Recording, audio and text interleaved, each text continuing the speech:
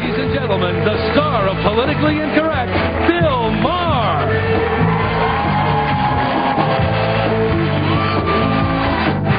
Bill's guest tonight, the West Wing's John Spencer.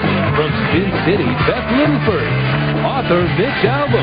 And presidential candidate from the Reformed Natural Law Coalition, John Hagelin. Oh, that's very kind of you. Hey, did you see the big Survivor finale? Don't tell me who won. I'm not taping it. I just don't care. No, that was the big thing tonight. All of America apparently was watching this. Said 40 million people tuned into this, one of the biggest phenomenons in TV, certainly over the summer. And then after the show, they had a big reunion show where all the contestants gathered together, and they said, you know what? They said, even when at its worst, when we were eating rats, when it rained, we were infected with parasites, we all said to each other, thank God we're not on Big Brother.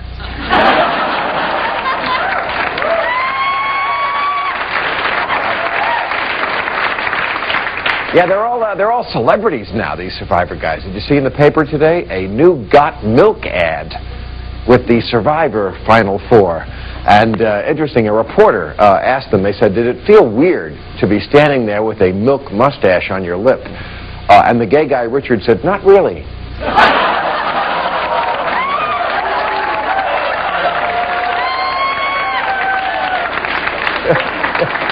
Yeah, they already have next season's Survivor plan. It's a little different.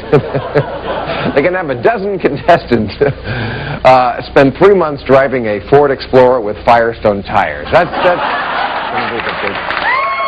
Oh, I tell you, I feel sorry for Firestone. You know, since their recall, and they brought in more tires today, since the recall, 3 more people have died driving SUVs, always the SUVs. And George Bush said today, this is really disturbing, he said, just when the Republicans started appealing to soccer moms, they're dying in droves. Okay. All right, let us meet our panel. He is the Reformed Natural Law Coalition Party candidate for the presidency of the United States, John Hagelin. John! Hey, how you doing, sir? Nice to meet you. Thank you. He is a celebrated sports writer and author of the hugely best-selling Tuesdays with Maury. Mitch Albom. Mitch, yeah. How you doing this evening? A former correspondent for Comedy Central's The Daily Show. This fall she'll be on Spin City Wednesdays at 9:30 right here on ABC. Beth Littleford. Hi, good to see you. Thanks for coming. And one of our best actors, he plays Chief of Staff Liam McGarry on The West Wing, one of my favorite shows, Wednesdays at 9 on another network. Gee, which one is it? John Spencer, right over here. John, thanks for having me. How you doing? Thanks for being here. Okay.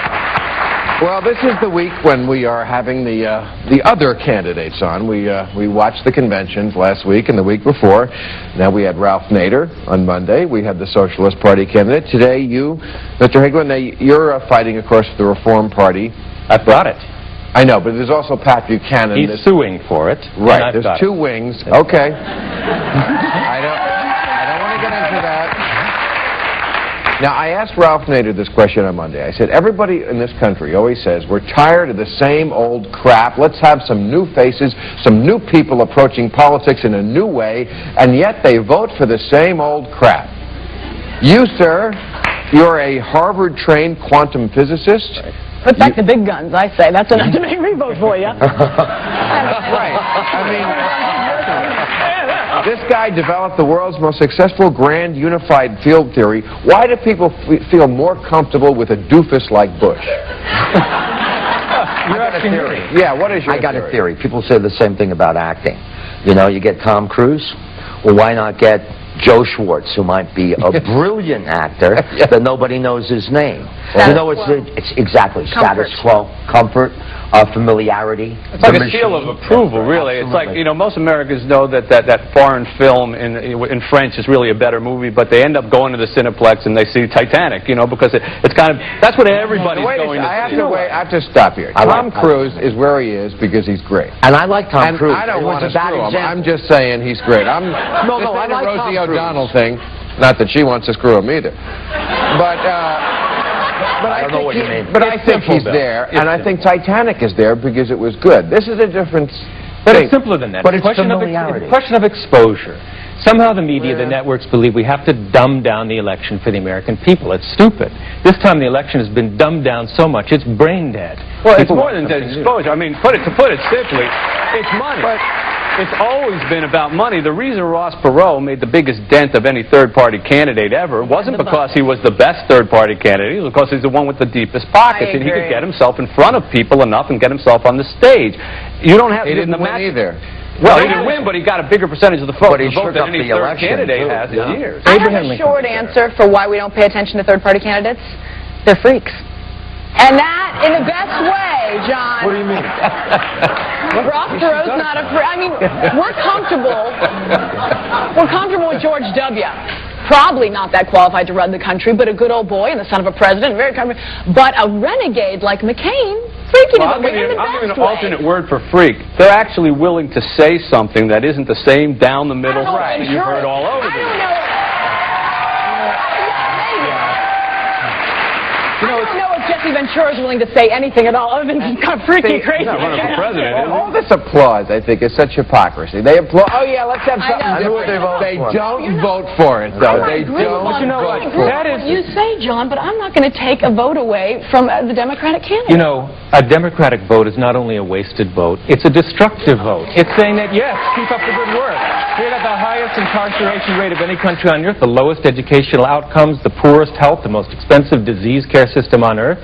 It's time for a change, and most people recognize. But most people don't trust. See, most people don't invest the kind of time, even that is being given tonight to talk about this, to really look at the issues. And so when they're going to pull the lever, they look at it, they say, Republican, Democrat, and then what's a Libertarian, what's a Reform Party? Do I really want? Then they think of that doomsday scenario. What if Russia attacks us? I don't know if this guy's got the club. I better go with the safe choice. And they tend to go with that majority thing, even though those people are often as worthwhile candidates. You know, it has been a while since a third-party candidate has been a viable candidate. And the Greens have a great environmental message. The Libertarians are all about liberty. But this is the first mainstream political alternative to the Republicans and Democrats, but a party of, by, and But for it's not the people, mainstream. not bought and paid for by But special it's not interest. mainstream. You're not It mainstream. is mainstream. You're running on a transcendental meditation platform. I'm That's freaky. running. It should be floating then.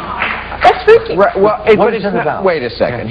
John, you taught at Maharishi University. Yes, Right. I have. I taught And at your Stanford also. spokesman said your natural law party is essentially a transcendental meditation party. It's Which not. I, It's even not. I No, can let's get correct into. that. I don't think anybody's going to vote for. But it's more than that. In this case, we have a Reform Party, Natural Law Party coalition, the most powerful coalition ever put forward by a third party. And my running as a scientist is about really what works. Not what's politically expedient, not what's bought and paid for by special interest groups, just the most up-to-date and effective solutions to problems. And you know what? I believe that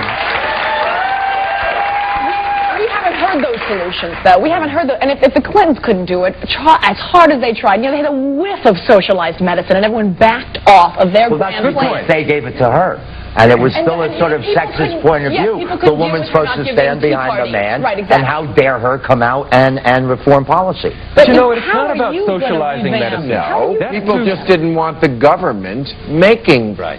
doctor policy in this And country. I They agree didn't with want that. a But huge every bureaucracy. industrialized country has a better run health care system than we I do. agree. Yeah, not everyone. And But you're talking about Canada a does. disease. Canada has Okay. 30 million in the, people. In the How about end, the United in the Kingdom? end, they're not voting over The United these Kingdom, kinds they of don't even things. have good teeth there. Maybe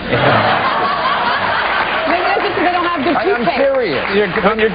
You're giving people more credit, and you even said it before, than they deserve really for what they actually choose candidates on. Right. They choose candidates on, there you go again, a single soundbite in a debate between two people, not between 5 people. They act like it's not a democracy. They act like they're not the problem. You know, it's like, oh, look at the candidates they give us. What do you mean give us? You Yeah. didn't get there by answering a want ad. elected them. People vote or don't vote, but they should look to themselves for this. I mean, Absolutely. They should. And if they want the Maharishi University candidate, I also taught at Stanford, and the point here I'm not mocking that. I think I'm that's just saying, great. people I now would rather people recognize. meditate than shoot people down. Yeah. Right, meditation, right.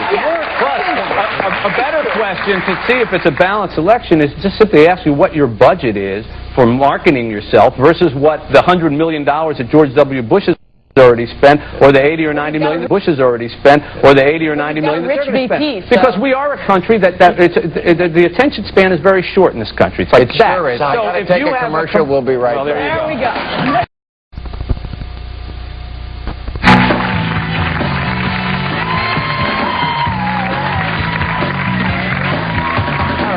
Talking about your candidacy and maybe why people are afraid of someone with spirituality when they're running for president. They're certainly not afraid of it in a book, because this book, your book, Tuesdays with Maury, one of the one of the all-time phenomenons of publishing. It's been on the bestseller list since what, 97?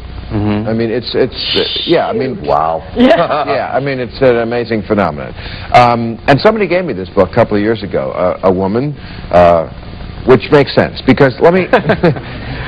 Did you read it? I read a lot of it.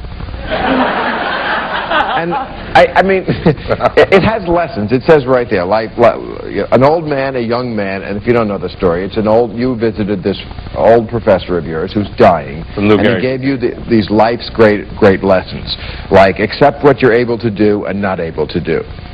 Learn to forgive yourself and forgive others. Don't let go too soon, but don't hang on too long. It's like, I can't believe somebody had to tell you these things. That's what I thought when I read this book. It's an inspiring book. And Mike... It wasn't so much that somebody had to tell them to me, it was that I had to learn to listen to them. I think that's the point of the whole thing. But... And you're ready to listen to a man you love who's on his deathbed. Yeah, well, I think that there is something to be said for the fact that when someone is dying, you listen differently than you do when he told me those same things 30 years earlier when I was a student of his in school. I just didn't listen a whole lot to him then. And B, when someone is dying, they do realize things about what is and isn't important in life that they think they know. And it's like Maury said all the time, everybody knows they're going to die. Nobody believes it. We all kind of think deep down that before I get there, they'll invent something and I'll live forever. And with the DNA thing, and it's almost happening now.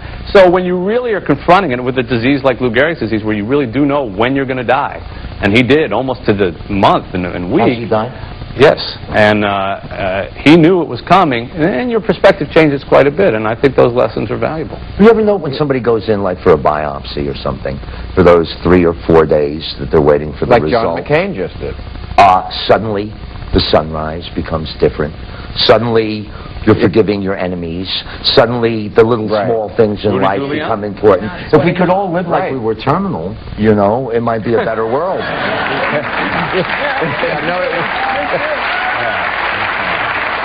You know, we've got to listen to our elders, but we also have to take it with a grain of salt. Mitch, you were lucky. You met up with a wiser, older, dying man.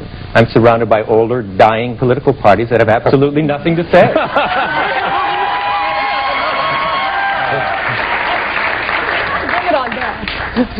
But you don't think... Never had the book used quite in that context before. That's a new one. But you don't think we confer profundity upon the dying just because they're dying? I mean, maybe they're not. I'd rather listen to a dying man than any other man. Certainly a man who's trying to get me in bed. I mean, the thing is, the guy has no ulterior motive. How about a dying man who's trying to get you in bed? Well, Lou Gehrig's disease, it wouldn't be an issue. It wouldn't be an issue. There's no ulterior motive. There's a pure... How could you turn that down? I'm dying, honey. Come on. No, I think you'll be my last. Everything becomes pure and clearer on your deathbed. It's a cliche, but it's true. I don't know if that's true. Everything becomes clearer. Oh, I think big picture. Perspective suddenly it's a totally different thing. If you know tomorrow, suddenly, God forbid you know tomorrow, you have 2 more days left. Right. It's going to influence everything you do for those 2 days. Well, if somebody said to you that tomorrow was your last day, would you spend it exactly the way that you spent today? Most everybody would say no, they do something completely different, which goes to show you that when you really face up to the fact that that could be your last day, your mentality switches. You think. So clearly, there is something different when you really are looking your own mortality in the eye. If not, you'd live every day exactly the same way. When you reach your final one, it would have been the same as yesterday. That would be a pretty good life. And when Maury described what a perfect day would be, it was a pretty regular day, which was one of the magical things that I came to realize by sitting alongside him. Should I know that already? I knew it. I knew it before I went there. Do I practice it? Nowhere near as much. So, like you're saying, when you heard what we were talking about, you went right back to politics.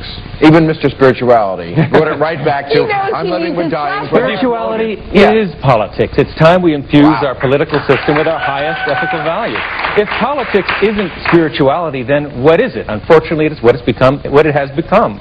Government to the highest bidder. Politics is not spirituality. It's the intercourse between people and their government. It is the method through which we collectively choose what kind of a country we want to collectively create. If that is not informed by the highest, commonly shared, ethical and moral principles, then what is it? Well, I got to say, your party had a clear choice between you and Pat Buchanan. We got to take a break. We'll be right back.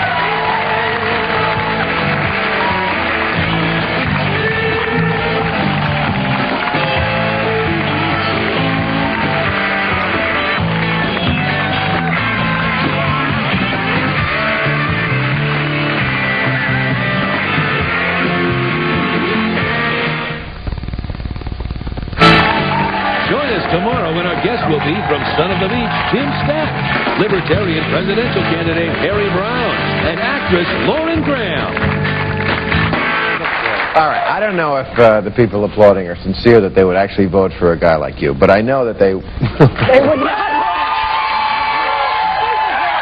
That sounds like sincerity to me. I'll vote for a guy like you if it means putting down Buchanan. That man is a big old freak. I said to my husband, hear this, I said to my husband, I don't see any Buchanan supporters. He said, that's because of the hoods they wear. You know, the thing is... And it's true, peeps. You know, Buchanan's going to be on the ballot in some states as the Reform Party candidate. I'll be on the ballot in the rest, in fact, 50 states, because of the Natural Law Party's ballot access Who's line. going to get the dome? I hope I will. I've got the stronger case. It's up to the courts. It's in the courts. People have asked, aren't people going to be confused between Pat Buchanan and John Hagelin as Reform Party candidates? I don't think anyone in the United States No, is mistake me but for Pat The press Buchanan. thinks it's Buchanan. I have to say, the press thinks that Buchanan is Now, there are a few press who attended the Buchanan Reform Convention who have that impression. But the Reform Party, all the leaders, all the states, all the grassroots party builders, they're all behind the Reform Party that nominated me and Nat Goldhaber. Well, actually, they nominated him. He got more votes than you. No, he did not. Yes, That's not he correct. did. There is a popular... He did. I got to correct you, Bill.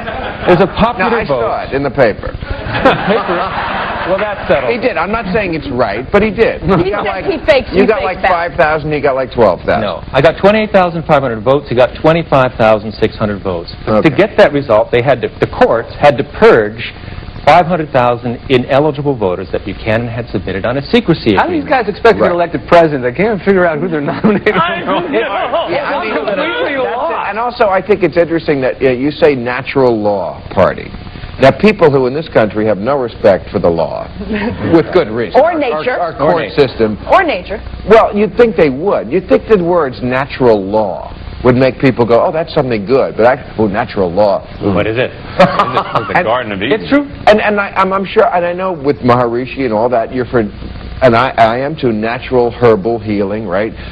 Letting the body heal itself. All that kind of new wave stuff, I think, is very effective. New age, new wave was the new music. wave stuff. But when it comes down to it, I've tried like herbal drugs. When you really want to get better or do something, Lilly and Pfizer. Really, come on. Well, Bill, real drugs get real results, and herbs, You know what? As a scientist running for office, my political philosophy is very clean and simple. I will stick out my neck for what works, but by the same token, I will unsupport what doesn't work. But you're not Until a specific politician about what goes works and what doesn't. Well, you've got to go to the website, Hagelin.org. Proven. That I have, and it's unspecific. It's very vague. We have the most, if you want to read the details, the most comprehensive blueprint for government in the new millennium ever put forward by a political all these solutions party. for ills, I haven't seen anything specific. Well, the point is, I am going to depoliticize our health care to the extent that I'm not going to go in there and fight for chiropractic or meditation or acupuncture. I'm just going to untie the hands of the Medicare Medical Advisory Committee and let them fund what works. Right now, Congress has actually outlawed prevention for Medicare and Medicaid. Yeah, and we It's been know banned that by we need Congress. that. We know we need 70% of disease because is doctors preventable. would lose money if Right. people stopped Well, that's getting it. sick. Cured And polio. doctors, Big drugs. They cured polio, and they're not going to cure anything else because it's more money to just keep feeding people with HIV the drugs, but not cure them. Right, I mean, exactly. the big drug money. Congress says 70% of our disease is preventable, and yet because of 1,000 medical PACs that bankroll the re-election campaigns of our congressmen, our Congress has ignored their own statistics and actually outlawed prevention. We've got to pull the rug out from underneath the special interests. That means eliminating PACs, which used to be called bribes, and soft money. I'll do that. All right. We have to take another break. We will be right back.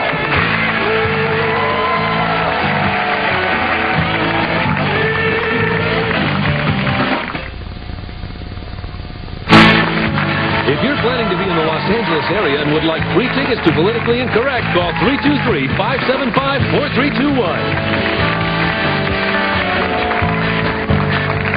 All right, Mitch's book, not that it needs my help, and you are right, it's not what you listen to, it's what you hear. John's running for president, A New Politics, a professor, and tomorrow we have Tim Stack, Harry Brown, Libertarian Party, Lauren Graham, and a player to be named later.